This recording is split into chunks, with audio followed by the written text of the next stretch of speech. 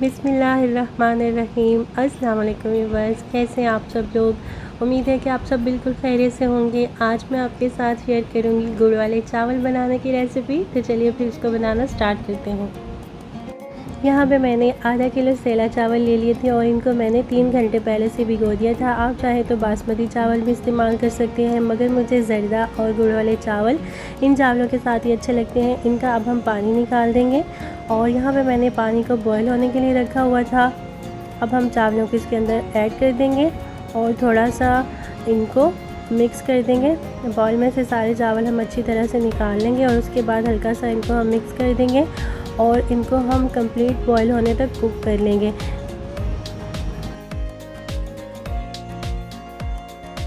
जब तक चावल हमारे बॉयल हो रहे हैं तो यहाँ पे मेरे पास है आधा किलो गुड़। इसका हमने शीरा तैयार करना है, तो इस गुड़ को हम एक पॉट के अंदर डाल देंगे।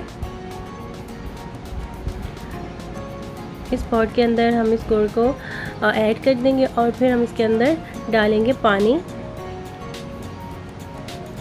तकरीबन 1 कप के जितना हम इसके अंदर पानी ऐड कर देंगे और उसके बाद फिर हम इसको लो टू मीडियम फ्लेम के ऊपर इसको कवर करके पकने के लिए रख देंगे, यहाँ तक कि ये अच्छी तरह से मेल्ट ना हो जाए और इसका एक अच्छा सा शीरा तैयार ना हो जाए। तो ये देखें, मैंने इसको चूल्हे पे रख दिया है, फ्लेम को मैंने लो टू मीडियम पे कर दिया और इसको हम कवर कर देंगे।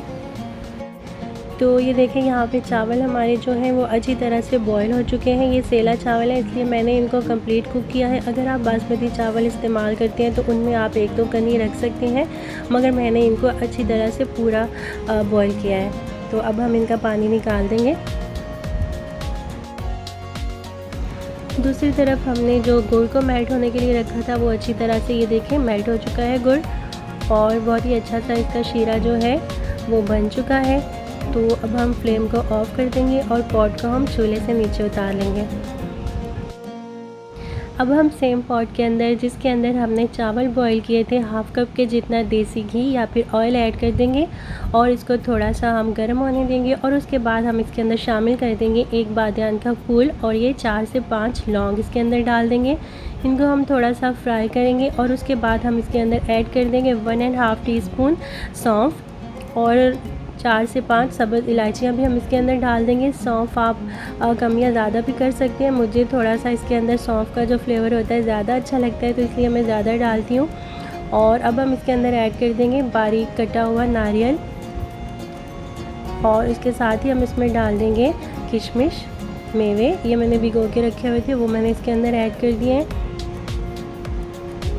और अब हम इसमें डाल देंगे बादाम। आप अपनी पसंद के कोई भी नट्स जो आपको पसंद हो वो आप इसके अंदर ऐड कर सकते हैं। इनको थोड़ा सा हमने फ्राई करना है, बहुत ज़्यादा हमने इनको फ्राई नहीं करना।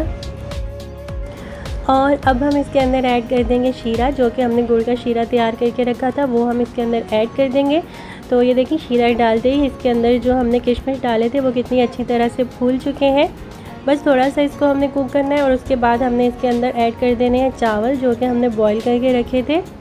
चावल इसमें डालने के बाद इनको हमने हल्के हाथ से मिक्स करना है। बहुत ज़्यादा हमने इसमें चम्मच नहीं चलाना ताकि चावल जो है वो टूटे ना। तो बस हल्के हाथ से हमने इसको मिक्स करना है ताकि शीरा जो है वो सारे चावलों में अच्छी तरह से मिक्स हो जाए। उसके बाद हम फ्लेम को बिल्कुल लो पे कर देंगे, या अगर आप चाहें तो इसके नीचे कोई तवा वगैरह भी रख सकते हैं। चावलों को हम कवर कर देंगे और इनको हम 20 से 25 मिनट के लिए दम लगा देंगे। यहाँ पे चावलों को दम पे लगाए हुए 25 मिनट कंप्लीट हो चुके थे, तो अब दम मैंने खोल दिया है। तो ये आप देख सकते हैं कितने मज़ेदार और कितने ज़बरदस्त से हमारे गुड़ वाले चावल जो हैं अब वो तैयार हो चुके हैं। कलर चेक करिए आप, माशाल्लाह से कितना खूबसूरत कलर जो है वो आया है इनका।